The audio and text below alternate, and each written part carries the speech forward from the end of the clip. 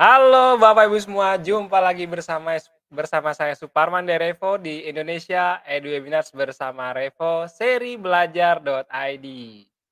Ya, Bapak Ibu sekalian, bagaimana kabarnya Bapak Ibu ya di hari Kamis ini ya, malam Jumat ya.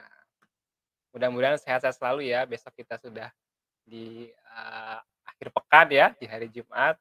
Nah, di sesi kali ini, sesi malam ini memang terlihat sepi ya karena, mungkin hanya wajah saya yang terlihat ya, sisanya adalah avatar, tapi bukan disengaja Bapak Ibu sekalian, ini karena memang, eee, narasumber kita memang terganggu dengan, jaringan. Tapi tidak menghalangi keinginan dari, ibu-ibu kita nih yang akan berbagi pada sesi malam ini untuk, berbagi praktik baik implementasi pembelajaran diferensiasi di SD dan juga SMP. Nah, boleh komen-komen di chat ya, saya ingin tahu keadaan Bapak Ibu bagaimana dan apakah, tetap bersemangat ya dengan sisa 2 hari ini ya? Boleh komen di chat ya, boleh asalnya di mana, kemudian silahkan berkabar ya Bapak Ibu sekalian. Nah, Bapak Ibu sekalian, sebelum kita mulai, saya, memperkenalkan dulu, hari ini kita punya 2 narasumber ya, ada Ibu, Nita dan juga Bu Aris ya. Nah, ini saya mau sapa-sapa dulu, selamat malam Bu Nita. Selamat malam, Pak Suparman. Sehat Bu Nita? Alhamdulillah sehat dan semangat, Pak. Kalau berkenan mungkin bisa tampilkan sedikit, ini wajahnya Bu Nita. Oh iya ya. Bisa ya? Iya.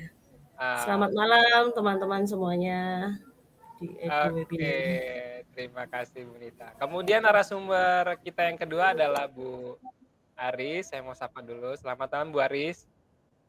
Selamat malam Pak Suparman. Gimana kabarnya Bu? Sehat Bu? Alhamdulillah sehat, luar biasa, semangat Pak Suparman. Semangat ya. Bapak Ibu sekalian, Bu Nita ini dari UPT Satuan Pendidikan SDN Sukoharjo 1 dan Bu Aris ini adalah wakil kurikulum SMP 2 Sukoharjo Kabupaten Pasuruan. Ini dari jauh-jauh ya, dari Jawa Timur nih ya. Betul ya Bu ya? Iya, betul. Betul Pak Suparman. Nah, Dari mungkin jam. Bu Nita dan juga Bu Aris bisa cerita sedikit kira-kira apa sih yang kita bahas di sesi kali ini Bu?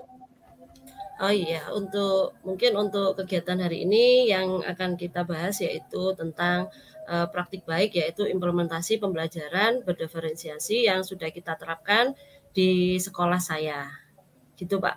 Jadi beberapa mungkin praktek-praktek baiknya yang berdampak pada murid dan berpihak pada murid.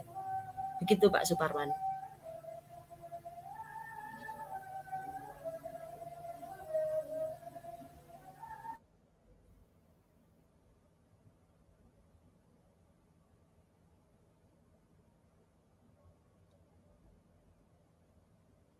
Oke, itu dia, Bapak Ibu sekalian ya, mungkin sedikit ya dari Bu Aris dan juga Bu Nita.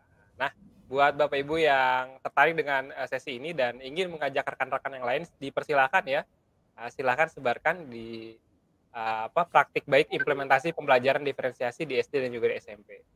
Saya lanjut dulu ya, Ibu-ibu sekalian, Oke, Indonesia siap. Eduners bersama Revo adalah serangkaian webinar yang diadakan secara online dan gratis untuk membantu guru, orang tua dan siswa membangun kepercayaan terhadap teknologi dan keahlian masuki masa depan di era normal baru.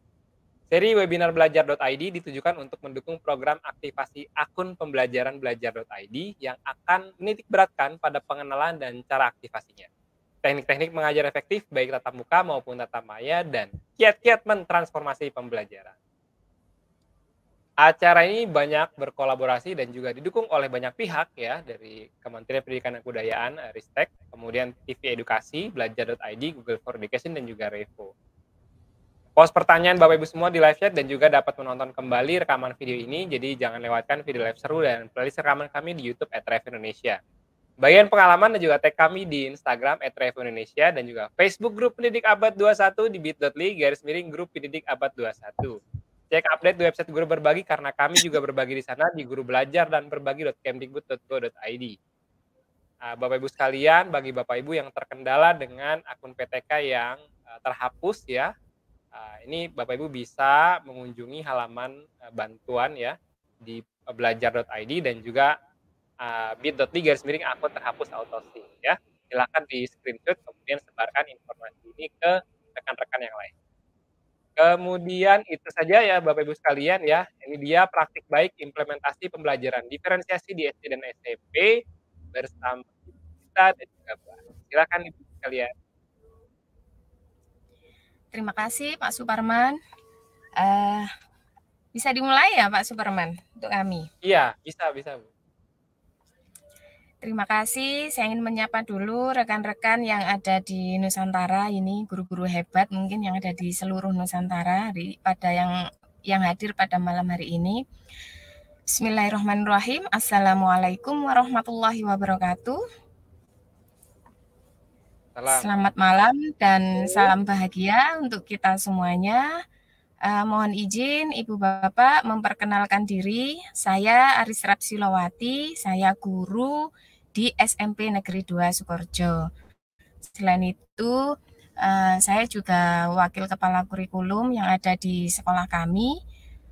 Saya juga tergabung di dalam komunitas Pasdik Digital Pendidikan Kabupaten Pasuruan.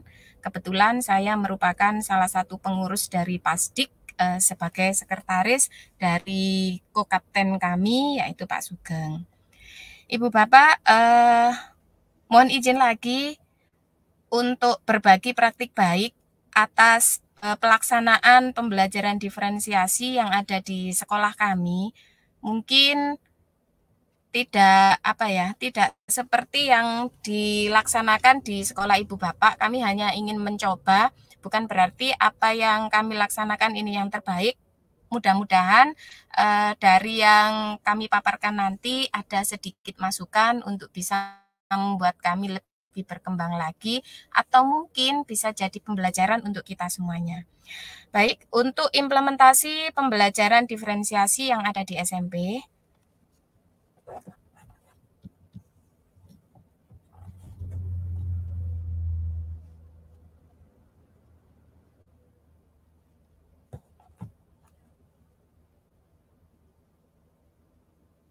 Iya. Halo Bu Aris. Halo. Iya Pak, mohon maaf, iya. Oh iya. Ya, terputus sebentar. Ya, untuk implementasi pembelajaran diferensiasi yang ada di SMP itu kita mungkin bertanya dulu, mungkin Ibu Bapak semuanya sudah mengetahui yang dimaksud dengan pembelajaran yang berdiferensiasi. Apa sih pembelajaran berdiferensiasi, bagaimana dan mengapa? Untuk pembelajaran berdiferensiasi,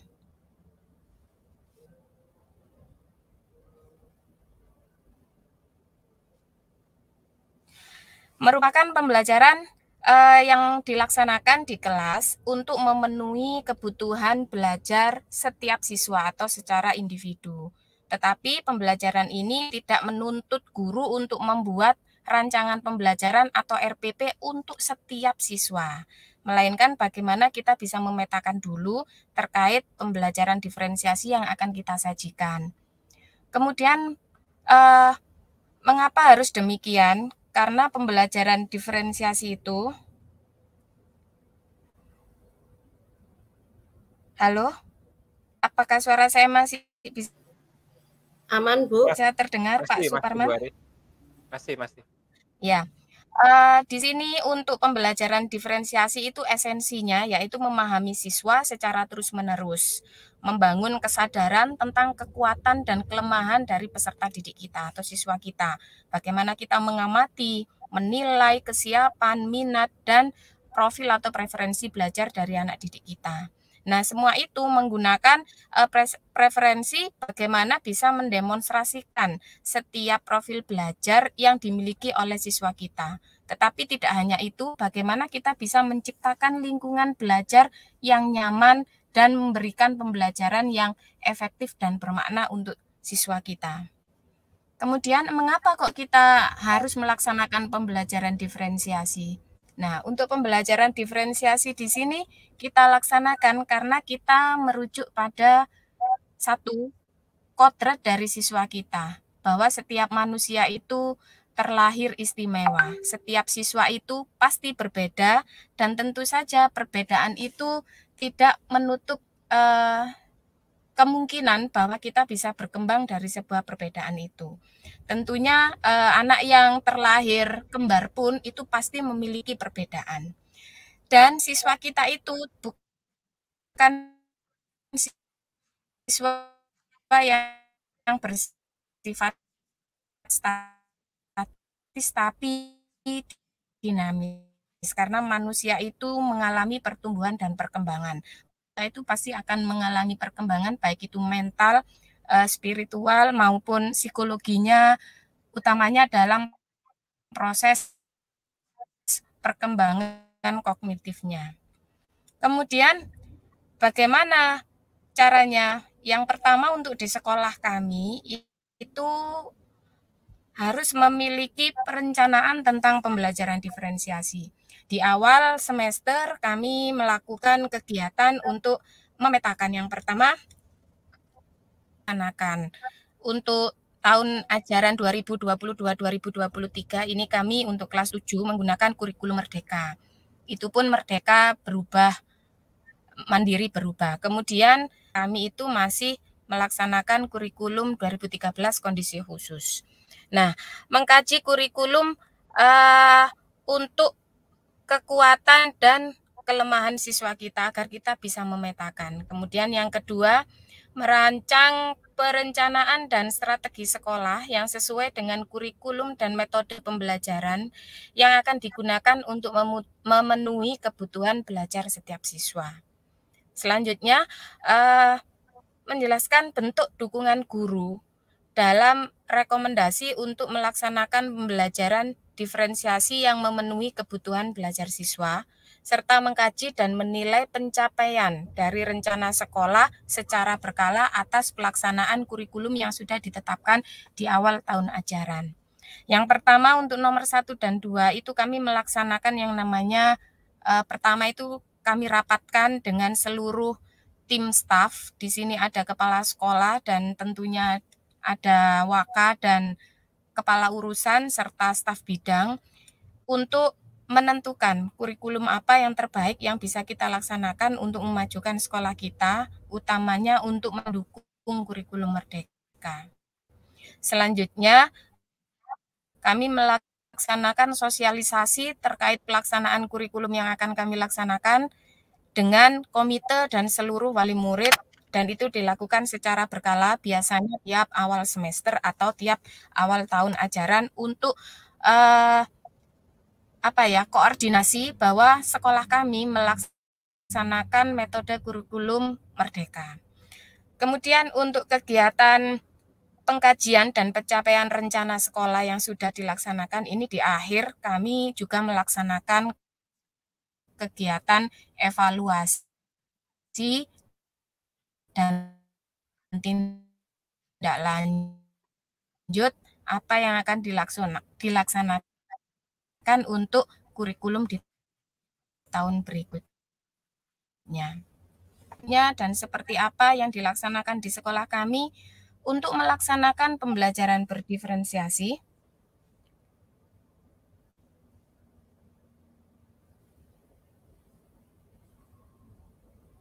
Halo, apakah terputus suara saya? Ya, masih ada, Bu.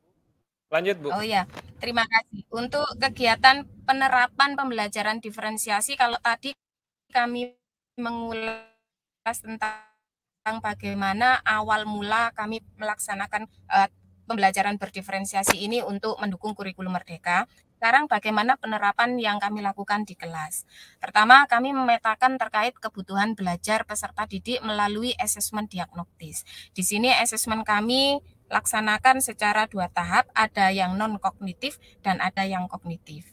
Nah, hasil dari pemetaan asesmen ini nanti akan dilakukan perencanaan untuk membuat rencana pembelajaran yang nanti akan kita gunakan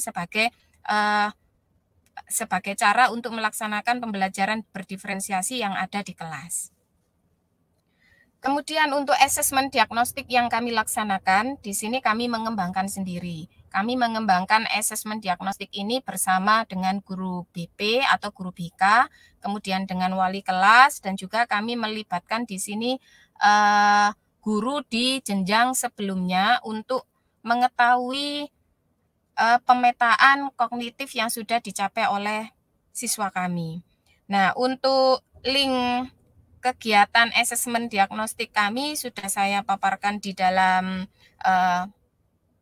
materi ini. Untuk hasilnya ini saya langsung saja.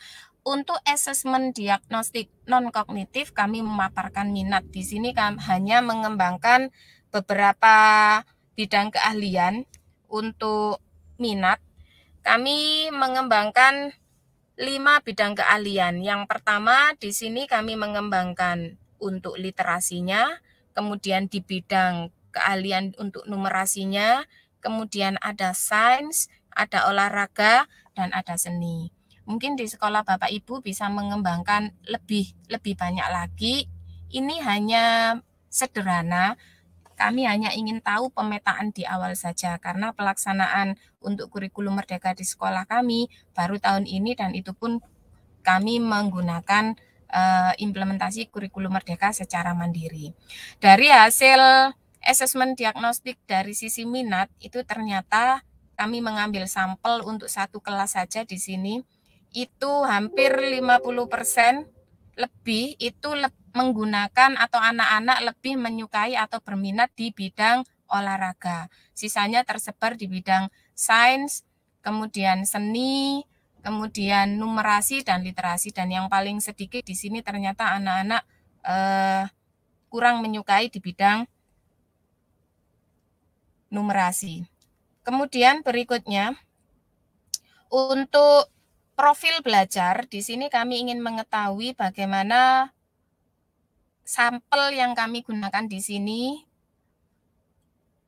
untuk satu kelas itu, apakah anak ini menyukai atau mempunyai profil atau gaya belajar auditori, kinestetik, atau visual. Ternyata dari hasil secara klasikal itu untuk satu kelas sampel ini kami menemukan bahwa untuk profil belajar, gaya belajar yang lebih disukai anak-anak yaitu auditori. Kemudian untuk kegiatan pembelajaran di dalam kelas, ini lebih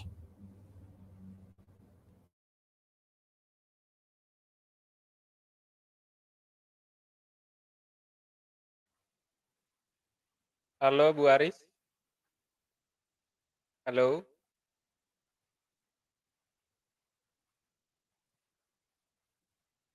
Iya, mungkin sepertinya ada sedikit gangguan. Sebentar ya. Mungkin Bu Nita bisa bantu, Bu? Iya, siap. Saya bantu sedikit. Permisi, sementara menggantikan Bu Aris mungkin yang masih terkendala dengan jaringan internetnya. Jadi di sini yaitu mungkin hampir sama dengan saya sebenarnya dari SD, berbeda jenjang ya. Mungkin saya perkenalkan dulu, saya adalah Nita Mulyani, seorang guru yang dari UPT Satuan Pendidikan SDN Sukoharjo 1 yang masih satu kecamatan dengan Bu Aris. Saya dari komunitas Pasdik Kabupaten Pasuruan. Izin berbagi praktek baik kepada teman-teman seluruh Nusantara, guru-guru hebat. Permisi, saya melanjutkan materinya dari Bu Aris yang masih terkendala sinyal.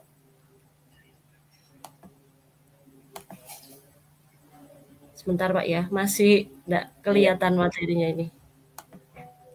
Iya, mungkin dari Bu Aris tadi yaitu disampaikan bahwasanya anak-anak memiliki cara belajar yang auditori, yaitu sekitar 18%. Nah, ini maka dikelompokkan pembelajarannya yaitu ada yang visual, ada yang kinestetik. Berdasarkan matrik ini, maka yang memiliki kemandirian yaitu masih sedikit. Sedangkan yang berkelompok itu sudah sekitar 98%.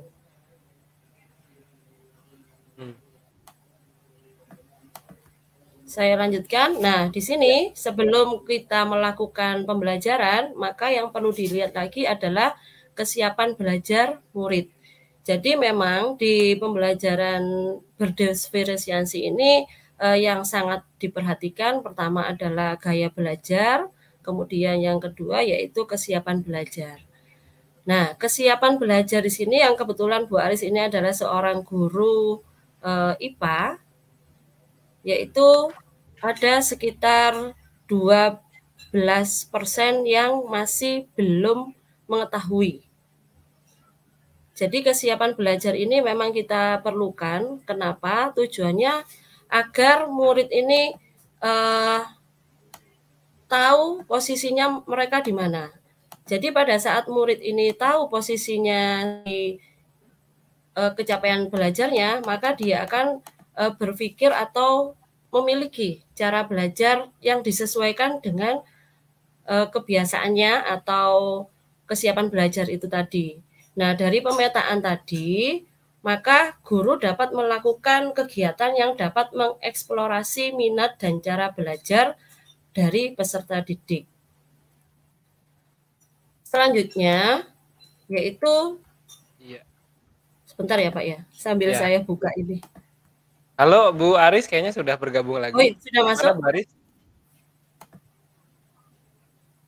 Mungkin bisa dilanjutkan Bu Aris. Ya. Halo Bu Aris, sambil mencoba nih terus nih Bu Nita. Iya, kalau masih belum saya lanjutkan. Iya, silakan Bu. Nah, di sini ada grafik yaitu definisi suhu, yaitu anak-anak itu masih berapa persen yang memahami.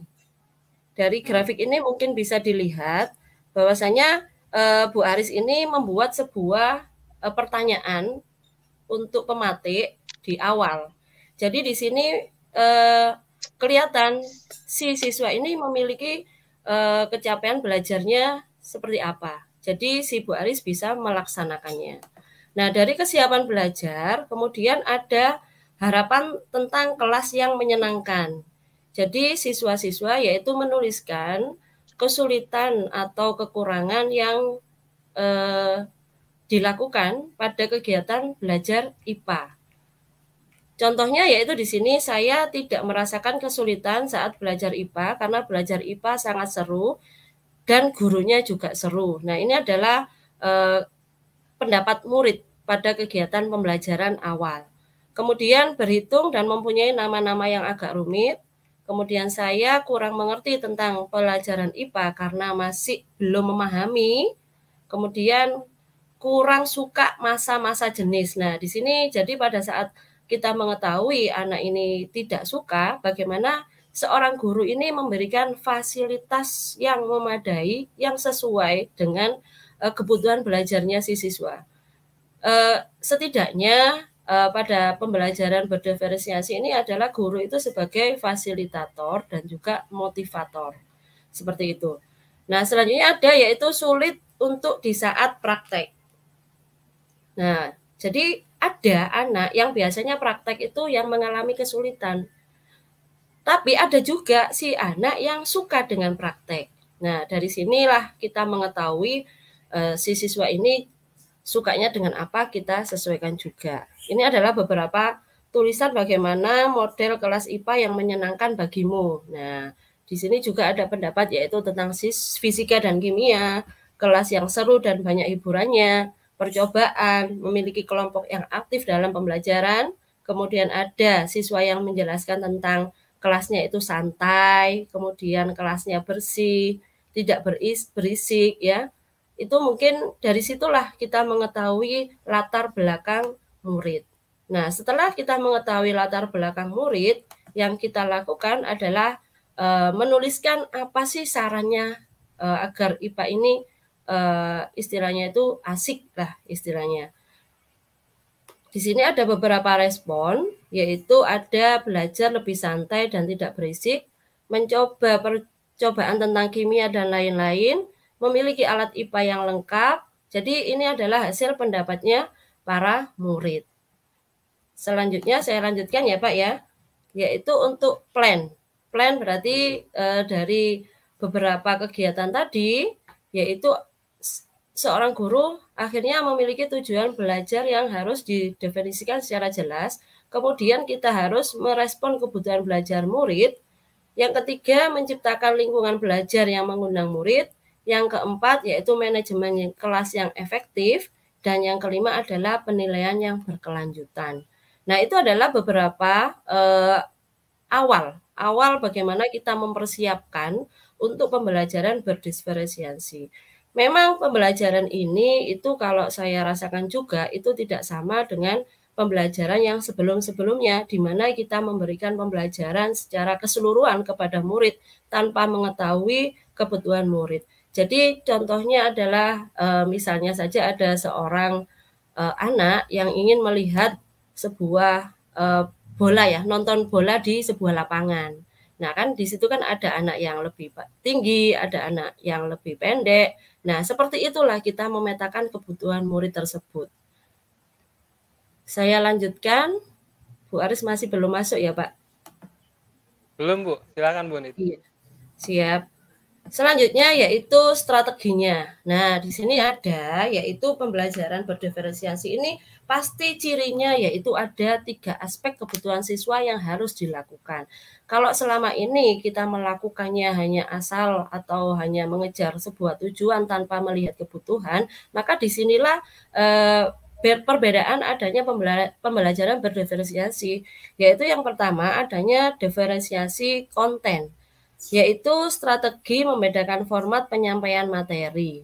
Ya, jadi misalkan si anak ini kebutuhan belajarnya visual, auditory atau kinestetik. Nah, di situ kita memberikan fasilitas yang bagaimana caranya agar kebutuhan belajar murid ini tercapai pada tujuan pembelajaran. Yang kedua yaitu diferensiasi proses. Nah, proses di sini adalah strategi membedakan proses yang dijalani murid. Ya, jadi murid-murid ini sukanya pada apa? Nah, disitulah mereka melatih dan memahami isi materi. Kemudian yang ketiga yaitu ada diferensiasi produk. Produk ini adalah strategi modifikasi produk hasil belajar siswa. Jadi si siswa ini produknya itu tidak harus berupa hasil belajarnya tidak harus berupa tulisan. Nah, di sini kita bisa memberikan contoh yang lain, yaitu misalkan yaitu si anak ini suka poster, maka si anak ini menyampaikannya produknya ini berupa poster. Bisa juga yaitu yang lain sesuai dengan kebutuhan murid tersebut. Bentar. Nah, dari sini setiap murid ini akan melakukan gaya belajarnya sesuai dengan kegiatannya yang kita lakukan. Sedangkan untuk biasanya kita melakukan tes sumatif, ya kan, untuk di akhir kegiatan pembelajaran ini juga bisa kita lakukan dengan kegiatan yang lain. Jadi kita tidak harus dengan tes gitu. Itu adalah ciri dari pembelajaran berdiferensiasi. Saya lanjutkan. Iya. Bu Aris sudah bergabung lagi, apakah sudah bisa lanjut Bu Aris? Aduh, minta maaf ini Pak Suparman. Cobaan di jaringan ini, mohon maaf Ibu Bapak semuanya. Untuk tadi sudah disampaikan sama Bu Nita untuk asesmen diagnostik ya, Bu Nita. Sudah sampai di ini Bu Aris, sudah sampai di kegiatan yaitu proses, yaitu konten dan produk. Itu Bu Aris. Monggo dilanjutkan Bu Aris, ini sudah sampai di see you the next. Itu mungkin perlu diceritakan juga pengalaman-pengalaman Bu Aris yang dilakukan di kelasnya. Terima kasih. Ya, dari hasil asesmen diagnostik tadi kami memetakan untuk non-kognitif dan juga kognitifnya. Untuk non-kognitifnya kami mencari minatnya, kemudian profilnya, profil belajar siswanya. Kemudian untuk kognitifnya kami semacam membuat tes pengetahuan awal terkait materi yang akan disampaikan. Sejauh mana anak-anak ini sudah memahami materi, apakah itu materi baru atau materi yang sudah pernah mereka dengar, atau sejauh mana mereka menyerap materi yang akan kami sampaikan nantinya itu, prosentase pengetahuan anak-anak agar kami bisa merancang sebuah pembelajaran yang sesuai. Kemudian selain itu, di awal kami juga ingin mengetahui pada jenjang pembelajaran berikutnya untuk tahapan kegiatan tujuan pembelajaran yang selanjutnya, kami mencari tahu kesukaan anak-anak. Bagaimana anak-anak itu nanti belajarnya, kemudian harapan kelas yang mereka inginkan. Itu kami ingin mencari tahu mereka lebih suka belajar dengan cara yang bagaimana dan harapan kelas yang mereka inginkan itu kelas yang bagaimana. Selanjutnya kami membuat perencanaan pembelajaran berdiferensiasi. Kami menggunakan 3 strategi. Di sini ada diferensiasi konten, diferensiasi proses, dan diferensiasi produk. Untuk perancangan RPP-nya, apakah setiap pembelajaran diferensiasi yang kami lakukan itu harus melibatkan ketiga proses diferensiasi ini? Tidak, kami ada diferensiasi konten saja, ada diferensiasi proses saja, ada diferensiasi produk saja, ada keduanya atau ketiga-tiganya itu kami merencanakan. Jadi untuk merencanakan ini memang benar-benar disesuaikan dengan esensi materi yang akan kami berikan serta kebutuhan belajar dari siswa kami. Selanjutnya,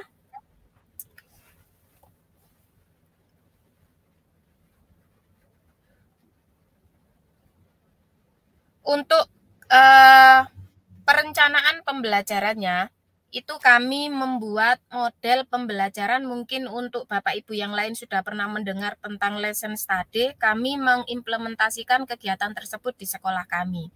Dan ini kami kembangkan dalam sebuah komunitas belajar yang ada di SMPN 2 Sukoharjo untuk kegiatan lesson study berbasis sekolah. Ini kami merancang pembelajaran ini dengan melibatkan guru rumpun mapel. Jadi satu guru rumpun mapel itu, misalkan rumpun mapel IPA, ada berapa guru yang ada di sekolah kami membuat perencanaan bersama untuk kegiatan plan-nya. Kemudian untuk implementasi di kelas, kami ada yang mengobservasi atau kami bisa mandiri dengan membuat semacam video yang nantinya akan kita refleksi bersama-sama. Kemudian untuk kegiatan pelaksanaan di dalam kelas, mungkin tadi sedikit diulas sama Bu Nita, kami menyesuaikan apa yang diminati dan diinginkan anak-anak untuk belajar. Dari hasil pemetaan yang kami lakukan berdasarkan analisis diagnostik tadi, ternyata anak-anak itu menginginkan percobaan yang banyak kegiatan mengarah ke kinestetik dan juga auditori. Mereka mungkin bosan dengan kegiatan membaca atau hanya melihat video saja. Mungkin karena kemarin kondisi pandemi itu hampir 2 tahun, itu anak-anak diberi pembelajaran daring, video, materi, bacaan, mungkin itu bosan. Sehingga anak-anak menginginkan sebuah pembelajaran yang ada aktivitas di dalamnya.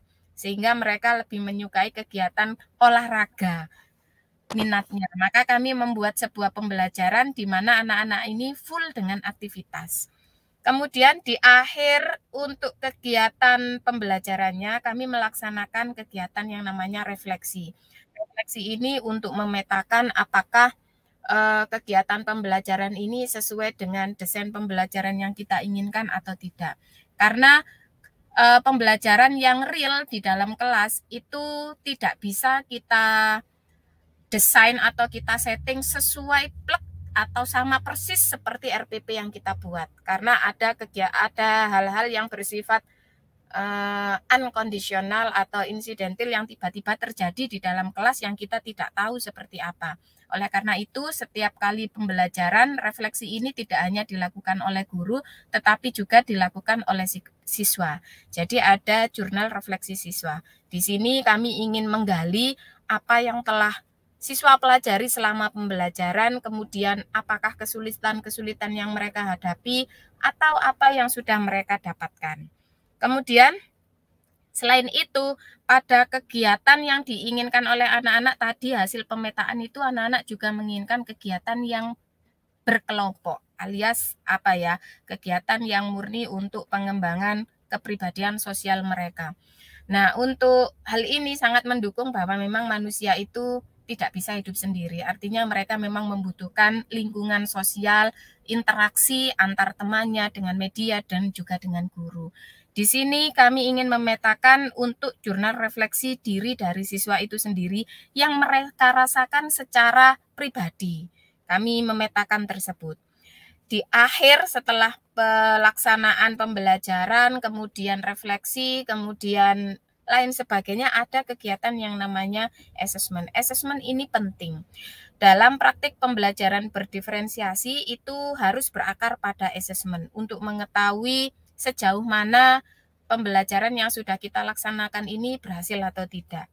Asesmen yang kami laksanakan tidak hanya asesmen yang bersifat sumatif saja, tetapi ada asesmen formatif. Pada asesmen formatif ini memungkinkan guru untuk mengenal murid secara lebih detail, secara lebih dekat, kemudian secara lebih baik. Oleh karena itu, mereka dapat membuat keputusan terbaik untuk menantang murid-murid yang temuan-temuan atau murid-murid yang spesial itu tadi dengan tepat dan juga melibatkan murid dalam pembelajaran sehingga tercipta pembelajaran yang menyenangkan bagi mereka, bagi murid, tidak hanya sesuai dengan keinginan guru saja. Untuk pelaksanaan pembelajaran berdiferensiasi ini seyogyanya itu tidak hanya dilaksanakan oleh 1, 2 atau beberapa orang guru saja.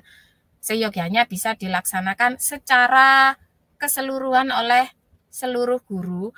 Kemudian bagaimana agar bisa terlaksana dengan baik pembelajaran berdiferensiasi untuk mendukung kurikulum merdeka ini, tentunya ada satu hal yang perlu kita perhatikan, yaitu komitmen. Komitmen dalam melaksanakan pembelajaran berdiferensiasi merupakan sebuah janji yang saling mengikat, baik itu hasil belajar siswa, mengembangkan profesional, dan proses kolaborasi yang menjamin keberhasilan belajar bagi semua pihak. Tidak hanya untuk siswa saja, tidak hanya untuk guru saja, tetapi melibatkan seluruh unsur dalam sivitas. Kemudian bentuk-bentuk komitmennya seperti apa? Di sini bisa menggunakan asesmen, termasuk di dalamnya memperhatikan masukan, kesiapan, minat, dan bakat siswa. Kemudian bisa menggunakan hasil asesmen tersebut untuk mendiferensiasikan, tidak hanya kalau tadi ada diferensiasi strategi pembelajarannya, ada konten, ada proses, ada produk, di sini juga ada lingkungan belajar, pembelajaran, dan evaluasi. Kenapa harus lingkungan belajar? Karena lingkungan belajar ini juga berpengaruh penting untuk menciptakan suasana belajar yang menyenangkan bagi siswa. Bagaimana mereka menganggap ketika belajar itu sangat nyaman dan seperti taman, seperti tidak ada beban, mereka mendapatkan sesuatu atau pemahaman yang lebih kompleks dari hasil pembelajarannya nanti. Kemudian untuk langkah yang berikutnya bisa memilih strategi pembelajaran yang sesuai dengan kebutuhan siswa. Untuk strategi ini bisa disesuaikan dari hasil asesmen diagnostik. Kemudian membuat penyesuaian. Penyesuaian ini bisa dilakukan kapan saja untuk mengantisipasi hal-hal yang tidak dapat diperkirakan. Nah, hal-hal yang tidak dapat diperkirakan ini seperti yang saya bilang tadi, bahwa pembelajaran itu tidak bisa disetting seperti drama yang harus sesuai dengan teks. Tetapi RPP yang sudah kita buat ini bisa jadi dalam pelaksanaannya ini mengalami perbedaan, mungkin menyesuaikan dengan keadaan yang ada di kelas pada saat itu. Demikian untuk pembelajaran berdiferensiasi praktik yang ada di sekolah kami. Serupa seperti para pengukir yang memiliki pengetahuan mendalam tentang keadaan kayu, jenis-jenisnya, keindahan ukiran, dan cara-cara mengukirnya, seperti itulah seorang guru seharusnya memiliki pengetahuan mendalam tentang seni mendidik. Bedanya, guru mengukir manusia yang memiliki hidup lahir dan batin. Ini saya sadur dari pernyataannya Ki Hajar Dewantara. Demikian paparan dari saya, mudah-mudahan bermanfaat. Mohon maaf atas beberapa kendala teknis yang terjadi. Akhiron, wassalamualaikum warahmatullahi wabarakatuh. Saya kembalikan kepada Bapak Suparman. Baik, terima kasih Bu Aris ya atas paparannya. Meskipun banyak halangan dan rintangan ya, tapi selesai juga. Iya Pak, terima Nah, kasih. iya luar biasa Bu ya perjuangannya Bu ya, tetap semangat Bu ya. Nah Bapak Ibu sekalian ya, selanjutnya akan dilanjutkan oleh Bu Nita ini tentang penerapan pembelajaran berdiferensiasi di tingkatan SD. Silakan Bu Nita. Iya. Bismillahirrahmanirrahim. Alhamdulillah, mohon izin untuk berbagi dan mungkin saja juga hampir sama dengan yang disampaikan Bu Aris bahwasanya kegiatan kami ini tidak sepenuhnya itu yang terbaik. Tapi ini kami hanya bisa mencoba mengupayakan bahwasanya kegiatan di lembaga kami itu bisa melaksanakan pembelajaran berdiferensiasi. Permisi, tadi saya sudah perkenalkan, jadi saya langsung lanjutkan ya Pak Suparman. Ya, monggo Bu. Iya. Untuk di sekolah SDN Sukorejo 1, bahwasanya kegiatan pembelajaran ini sebagai salah satu peningkatan profil Pancasila. Nah, di sini saya implementasikan dalam kegiatan program yaitu bersama. Di mana kegiatan program bersama ini adalah kepanjangan dari yaitu bertani sayur mayur. Jadi dari awalnya itu adalah kegiatan ini terlahir dari kebutuhan belajar siswa. Di mana awalnya kegiatan belajar di sekolah kami itu adalah kurang kondusif dan motivasi belajar anak-anak itu sangat kurang. Kemudian pastinya setiap kali bertemu dengan temannya, karakter mereka itu inginnya hanya bertengkar. Nah, dari situlah akhirnya muncul kegiatan ini. Nah, kegiatan ini akhirnya saya sampaikan juga ke kepala sekolah. Nah, jadi yang awalnya itu kita buat rencana belajar untuk murid yang perlu adanya inovasi dalam kegiatan pembelajaran yang berpihak pada siswa. Memang kalau menurut saya yaitu bahwasanya pembelajaran ini sangat bagus sekali pada saat kita implementasikan karena semuanya itu akan memenuhi kebutuhan belajarnya siswa. Dari situlah kita melaksanakan proses dan kesiapan dalam pelaksanaan, yaitu kita lakukan kegiatan tersebut dengan rapat dengan kepala sekolah dan dewan guru untuk membuat rencana program, di mana program ini yaitu bisa diimplementasikan di kelas maupun di keseluruhan sekolah. Nah, selanjutnya kita membagi beberapa tim. Tim ini yaitu kita buat yaitu ada tim yang menanam yaitu sebuah sayuran, ada tim yang menanam buah-buahan, dan juga ada yang menanam empon-empon. Nah, dari sinilah kebutuhan belajar anak-anak, selain kebutuhan belajar, sayur mayur ini akhirnya kita bisa buat sebagai media pembelajaran, gitu. Yang awalnya memang dari kegiatan anak-anak ini menanam, nah di situ menimbulkan rasa peduli terhadap tanamannya yang akhirnya kita buat untuk media untuk pembelajaran. Nah, media ini juga bisa diimplementasikan di rumah maupun di lingkungan masyarakat. Nah, selanjutnya kita mendata siswa. Nah, dari program ini akhirnya kita mendata kebutuhan siswa dalam kegiatan ini, mulai dari kegiatan intrakurikulernya, ekstrakurikulernya sampai kokurikuler. Kemudian kita lanjutkan yaitu memulai kegiatan dan dilanjutkan dengan yang kemarin ini yaitu pelaksanaan pameran karya dan pasar merdeka. Itu adalah salah satu bentuk yang kita berikan fasilitas pembelajaran yang berpihak pada siswa. Itu untuk di SD saya. Nah, proses pelaksanaannya yaitu dimulai dari kesiapan belajarnya siswa dulu. Ya, sama dengan yang tadi disampaikan Bu Aris, proses untuk berdiferensiasi yaitu awalnya yaitu untuk diagnosis awal, yaitu pemetaan belajar siswa, kebutuhan belajar siswa, minat belajar siswa. Nah, di sini kita pastinya ada tim yang kita terjunkan. Nah, kebetulan di sekolah kami ini adalah guru-gurunya itu muda-muda, jadi mereka bisa bekerja lebih giat lagi istilahnya untuk memenuhi kebutuhan belajar murid ini. Nah, akhirnya kita masing-masing di kelas itu membentuk suatu kesepakatan kelas. Nah, karena seluruhnya yang melaksanakan, maka kita berkolaborasi mulai dari kelas 1, kelas 2, kelas 3, kelas 4, sampai kelas 6. Nah, ini kebetulan yang difoto ini adalah siswa-siswa yang kelas tinggi. Memang untuk kegiatan ini awalnya saya laksanakan di kelas saya dulu. Nah, setelah berhasil, barulah kita implementasikan di lembaga. Mungkin seperti itu untuk implementasi saya di sekolah saya. Nah, banyak sekali yaitu perubahan-perubahan yang terjadi. Nah, sebelum melaksanakan suatu inovasi pembelajaran ini, maka sekolah kami ini istilahnya itu non-aktif ya. Muridnya non-aktif, gurunya juga non-aktif, hanya ngajar pulang. Nah, seperti itu. Nah, kegiatannya sangat pasif dan hanya berpusat pada guru saja tanpa melihat kebutuhan belajar siswa. Jadi seluruh kelas yaitu memang ada juga cerita yang waktu itu seseorang yang mau hafal, mau ulangan ya, waktu itu mau ulangan perkalian lah istilahnya. Ulangan ini kan si anak ini kalau ulangan kan apa ya istilahnya tertekan. Dia sudah belajar, kemudian akhirnya ternyata nilainya masih jelek.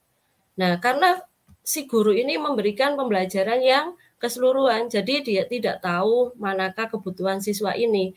Nah, ternyata dengan beda dengan guru yang lain yang melaksanakan ulangan dengan pembelajaran berdiferensiasi ini tadi. Nah, dari situlah akhirnya muncul kegiatan yang perlu inovasi untuk di lembaga kami. Saya lanjutkan. Nah, selanjutnya yaitu setelah berinovasi, yaitu banyak siswa ini yang aktif dalam berkegiatan sampai-sampai banyak yang pulangnya itu istilahnya itu sore hari. Karena mengikuti kegiatan-kegiatan tersebut, yaitu ada intrakurikuler, kokurikuler maupun ekstrakurikuler. Nah, kegiatan menanam sayur ini kan istilahnya tidak hanya di sekolah saja, tapi kebetulan memang ada kegiatan yang dilakukan di rumah. Seperti itu. Nah, selanjutnya ini adalah beberapa foto yang kegiatannya yaitu sebelum berinovasi di sekolah kami, kelasnya pembelajarannya hanya berpusat pada guru. Nah, kemudian tidak memanfaatkan lingkungan belajar di sekolah. Lingkungan itu termasuk salah satu bentuk media yang bisa kita laksanakan untuk kegiatan pembelajaran. Jadi setelah kita berinovasi, melakukan treatment lah istilahnya seperti yang disampaikan Bu Aris tadi, maka kegiatan di masing-masing kelas itu tidak hanya berpusat pada siswa. Semuanya melakukan kegiatan bahkan berlomba-lomba untuk melakukan budaya-budaya positif yang berpihak pada murid. Nah, salah satunya ini adalah kemarin kegiatan di kelas 2 yang kebetulan bukan kelas saya, ini kegiatan dari kelas 5 dan juga ada beberapa kelas yang lain mungkin tidak bisa saya tampilkan karena terbatas ya. Jadi semuanya kalau bisa diimplementasikan pastinya akan berpihak pada murid itu. Nah, kemudian dampak lain bahwasanya siswa ini akan lebih aktif dalam berkegiatan sesuai dengan bakat dan minatnya. Untuk program yang kita laksanakan memang benar-benar mengacu yaitu adanya seperti selebaran ya, angket lah. Nah, itu yang kita berikan untuk mengetahui minat bakat dan akhirnya kita laksanakan adanya kegiatan beberapa ekstrakurikuler yang bisa digunakan untuk memenuhi kebutuhan belajar siswa. Seperti itu. Selanjutnya kegiatan siswa yaitu lebih senang di sekolah. Makanya banyak siswa di sekolah kami itu yang pada saat pulang itu tidak mau pulang karena mereka itu sudah nyaman di sekolah. Nah, pada saat mereka nyaman, nah mereka itu ingin belajar dan terus belajar. Dan kemudian ada salah satu kegiatan ekstrakurikuler di sekolah kami yaitu salah satunya teknik informatika ya. Jadi disinilah siswa-siswa bisa mengembangkan bakat dan minatnya melalui kebutuhan mereka yang bisa kami berikan fasilitas. Selanjutnya banyak orang tua yang mendukung kegiatan siswa, yaitu salah satunya prestasi murid yaitu mulai meningkat bukan hanya di kognitif saja, tapi berdasarkan bakat dan minat siswa. Sekolah kami mendapatkan apresiasi dari pengawas, yaitu bahwasanya kegiatan sekolah kami ini berdampak pada guru-guru dan juga berpihak pada murid. Dan kemungkinan bisa disarankan, dan kemarin memang disarankan sekolah yang lain bisa melaksanakan. Selanjutnya yaitu Dewan Guru juga antusias untuk mengikuti beberapa lomba dalam kegiatan kelas dan peningkatan kompetensi. Salah satunya yaitu guru-guru kami, yaitu sekarang ini akhirnya mereka juga berinovasi, berkompetensi, meningkatkan kompetensi dirinya untuk saling meraih prestasi di masing-masing kelas. Nah, itu adalah dampak dari beberapa kegiatan berdiferensiasi. Nah, ini adalah dokumentasi kegiatan siswa.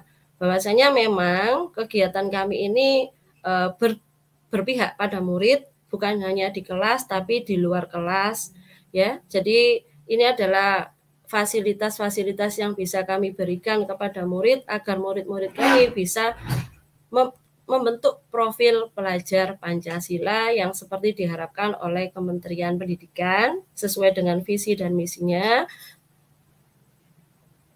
Nah, ini ada kegiatan yaitu pameran karya, kemudian ada kegiatan kesenian, kemudian ada juga kegiatan Pasar Merdeka, di mana Pasar Merdeka ini memang kita tujukan agar anak ini memiliki rasa percaya diri yang tinggi, tidak takut untuk melakukan sebuah perubahan, dan mereka juga suka dengan tantangan-tantangan yang baru.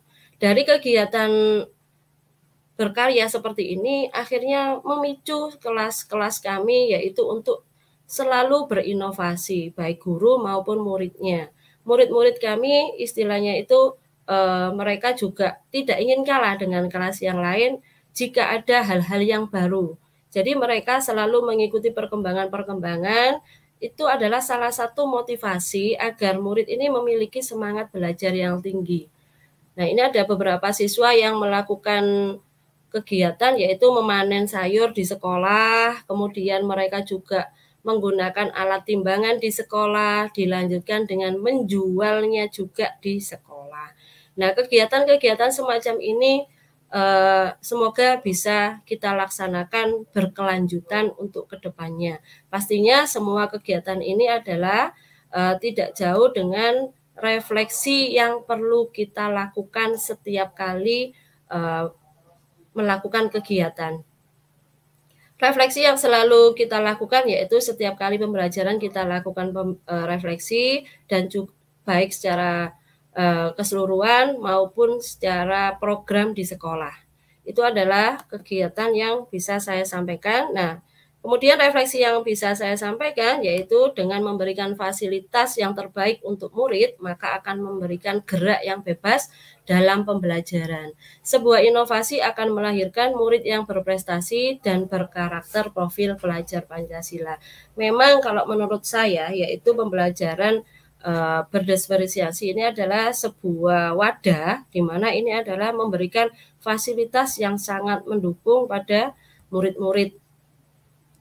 Nah, menurut saya juga bahwasanya seorang guru, yaitu strategi seorang guru untuk melaksanakan berdiferensiasi ini, yaitu lingkungan belajar yang akan dipelajarinya, yaitu pertama adalah seorang gurunya.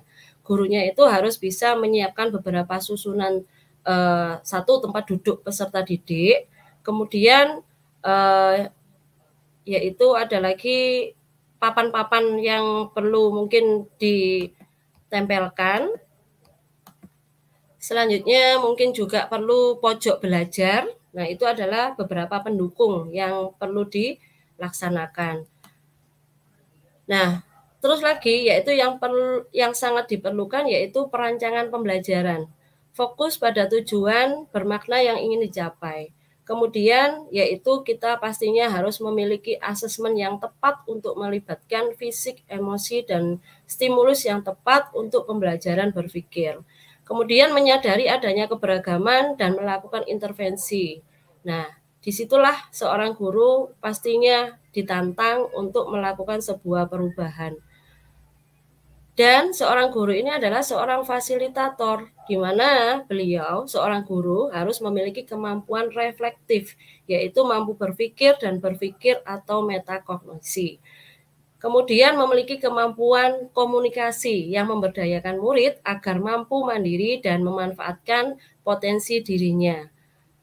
Selanjutnya, yaitu seorang guru juga sebagai pembimbing, membangun pemahaman baik dalam situasi kelompok maupun pribadi, bahwasanya memang kedekatan seorang guru itu sangat diperlukan untuk memacu motivasi belajar anak-anak.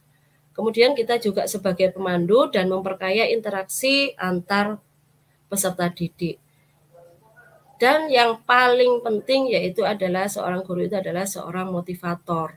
Guru memiliki peranan sebagai motivator dalam mempertimbangkan berbagai pertimbangan, mulai dari kondisi murid, bagaimana agar nyaman, kemudian unsur-unsur keberagaman yang tetap dikedepankan untuk empati dan harmoninya, biar selaras.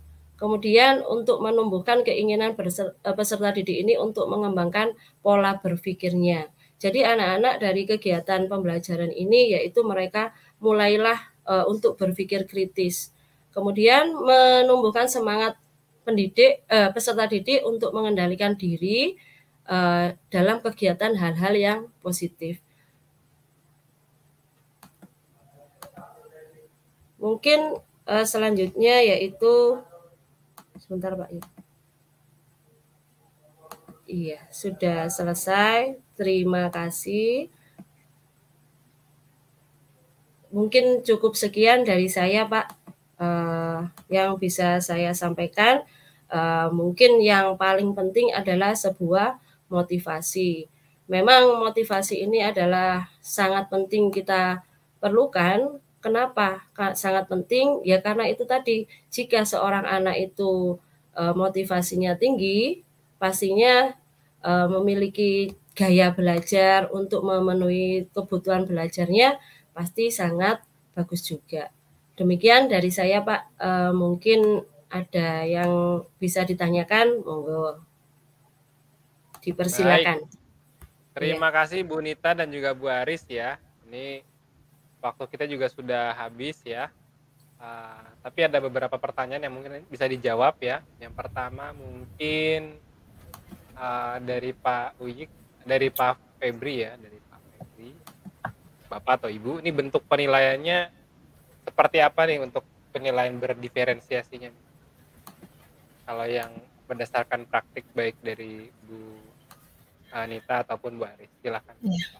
Baik, terima kasih Pak Suparman. Mohon izin Bu Nita untuk menjawab dulu, nanti mungkin Bu Nita bisa menambahkan. Terkait asesmen untuk berdiferensiasi, tadi di paparan juga sudah disampaikan bahwa untuk asesmen itu bermacam-macam, ada yang formatif, ada yang sumatif, dan kami tidak hanya fokus pada penilaian di akhir, tetapi penilaian formatif sepanjang proses pembelajaran. Artinya dengan penilaian formatif ini harapannya kami sebagai guru itu bisa lebih mendalami apa yang dipikirkan oleh siswa dan sejauh mana mereka bisa belajar. Begitu. Untuk bentuknya bisa bermacam-macam, mungkin ketika berdiskusi atau ketika melaksanakan kerja kelompok.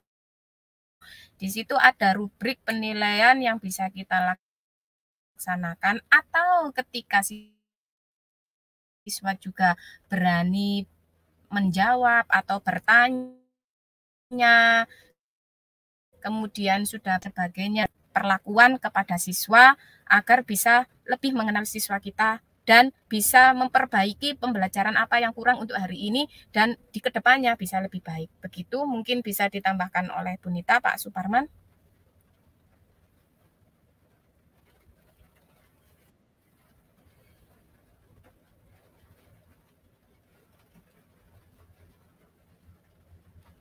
Iya, baik.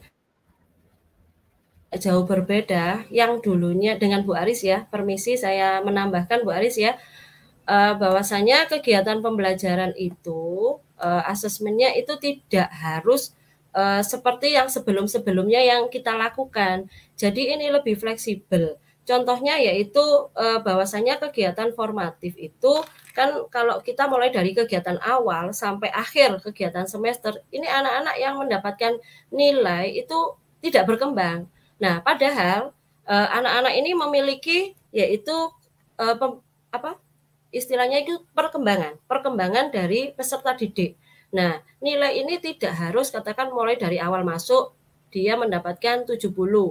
Nah, sampai nantinya yaitu tidak berkembang tetap 70. Nah, disitulah kita juga istilahnya kan kita sudah merdeka ya istilahnya. Nah, jadi kita bisa menerapkan beberapa asesmen yang bisa disesuaikan dengan tujuan pembelajaran Bapak Ibu. Jadi tidak harus jenengan harus menggunakan asesmen yang seperti ini, itu tidak harus.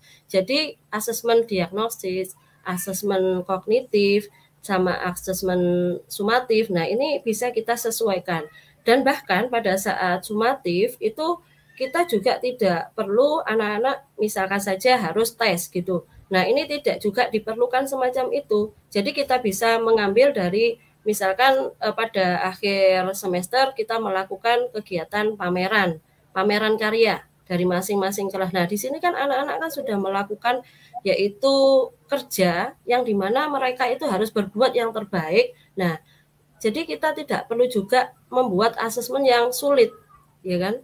Nah, tidak perlu juga kita melakukan sebuah tes karena dari sebuah pameran itu tadi di situ juga ada beberapa asesmen ya di mana mulai dari sikap, kemudian tanggung jawabnya bagaimana, kemudian juga nilai-nilai yang diperlukan dalam setiap tujuan pembelajaran itu bisa disesuaikan.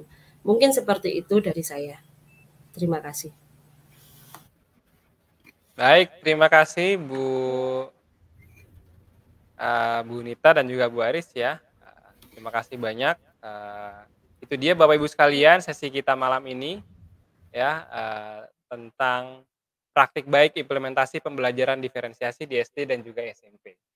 Untuk sesi esok hari kita punya sesi ruang kerja kolaboratif untuk persiapan akreditasi sekolah ya dari hari Jumat jam 6.45 sampai dengan jam 7.45 sore hari bersama Bu Rizka Destiandri, ini guru SMP Negeri 9 Kota Serang.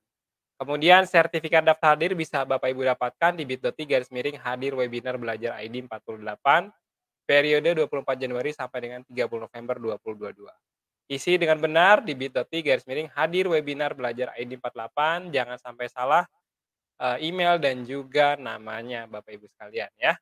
Kemudian Bapak Ibu bisa memeriahkan ya seri webinar ini dengan Twibbon seperti berikut ya di twb.nz, kemudian _mengajar di mana saja belajar ID. Bapak juga bisa mendapatkan modul-modul atau mengunduh bahan untuk referensi. Ini cerita sukses Chromebook, kemudian modul kenal akun belajar, modul 30 hari akun belajar, dan juga modul 3 hari Chromebook. Ya. Bapak Ibu sekalian bergabung juga di komunitas kita ya, ada 2 komunitas besar, Komunitas Pendidik 421 dan juga Belajar di Mana Saja dengan belajar.id. Undangan berbagi mengenai Chromebook ya kepada Bapak Ibu yang sekolahnya telah menggunakan Chromebook nih ya. Untuk pembelajaran mari berbagi pengalaman dan praktik baik penggunaan Chromebook dengan mengisi form undangan di bit.ly/IEW Chromebook. Kemudian kami juga turut mengundang Bapak Ibu pengguna Chromebook untuk bergabung dalam komunitas sekolah Chromebook Indonesia di bit.ly/sekolah CB. Sesi yang sudah lewat terekam di kanal YouTube Revo Indonesia, jadi jangan lupa untuk like, comment, share, dan juga subscribe. Dapatkan juga informasi mengenai belajar di mana saja dengan Chromebook dan belajar.id di belajar-dimana-saja.id. Baik, Bapak Ibu sekalian, itu dia akhir kata saya Suparman dari Revo dan juga ada siapa di sini? Nita Mulyani. Dan saya Aris Rapsilowati. Sampai dari jumpa di SMP sesi Negeri 2 sesi Sumedang. selanjutnya. Sampai jumpa. Dadah. Terima kasih. Terima kasih Revo, terima kasih Bu Bapak semua. Terima kasih. Terima kasih Pak Suparman.